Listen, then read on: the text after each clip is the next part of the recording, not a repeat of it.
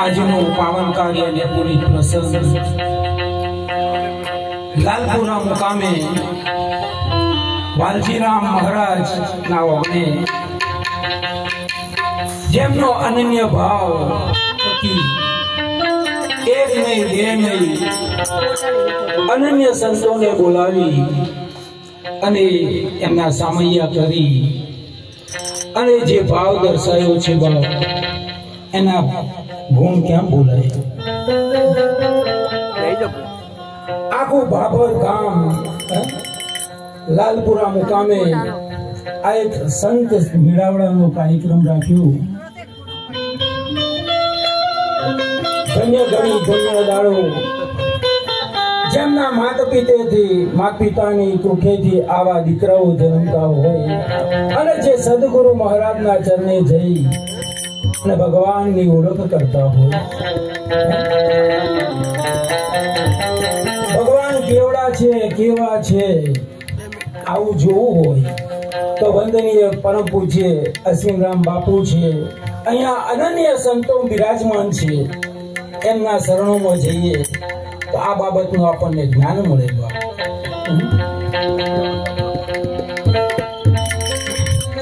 ધ્યાન મૂલમ ગુરુ મૂર્તિ પૂજા મૂલમ ગુરુ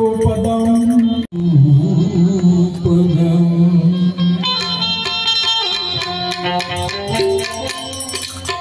આરે અવસરમાં જેણે સદગુરુ સેવ્યા વસ્તુ તો જેણે દેહમાં બતાવ્યું.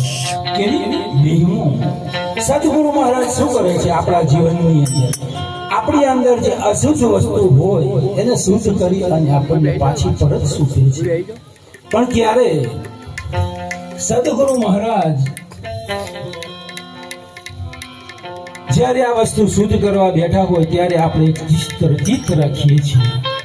આ ચિત્તની અંદર જે શુદ્ધિ આવે, આપણે અશ્વિન બાપુએ કહ્યું કે ગુરુ મહારાજ શું કરે? તમારી જ વસ્તુ તમને ક્લીન કરીને પાછી આપે છે. કારણ કે છઠ્ઠીના દિવસે જે જૂઠું નામકરણ થયું જે તે સમય સુધી રહે છે ને જ્યારે સદગુરુ મહારાજના શરણે જઈએ આપણે ત્યારે આપણું સત્ય નામ જાહેર થાય છે બાપ. પછી બોલવાનું બંધ થઈ જાય અને લખ 84 ના પીડા તો ટળી જ જાય છે બાપ. અને આપણે મોગેરો આ મનુષ્ય અવતાર શા માટે મળ્યો છે? આ જે મનુષ્ય અવતાર છે ભોગ ભોગવવા અને મરી જવું, આ તો પશુ પક્ષીઓ પણ કરે છે બાપ. તો આપણે એક આ તો મનુષ્ય અવતાર લઈને આવ્યા છીએ, તો આ મોગેરો જે અવતાર છે એને સિદ્ધ કરવું જોઈએ. કોઈ પણ સિદ્ધ પુરુષ હોય, જે ગુરુ મહારાજ હોય, બ્રહ્મ ક્ષત્રિય બ્રહ્મ જ્ઞાની તત્વદર્શી, આવા ગુરુ મહારાજના શરણમાં જઈએ ત્યારે આપણી આત્મા છે, આપણે કોણ છીએ, ક્યાંથી આવ્યા અને ક્યાં જવાના, આનું આપણને ભાન થાય બાપ. એટલે સુંદર મજાની એક વાણી લઈ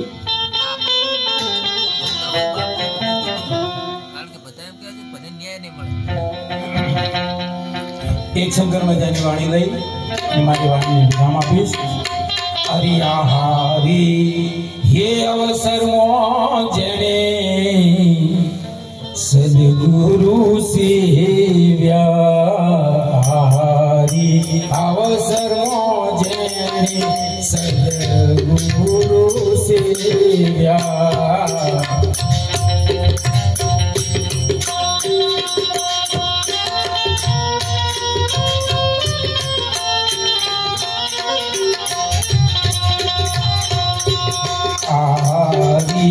અવસરમાં જેણે સદગુરુ સેવ્યા,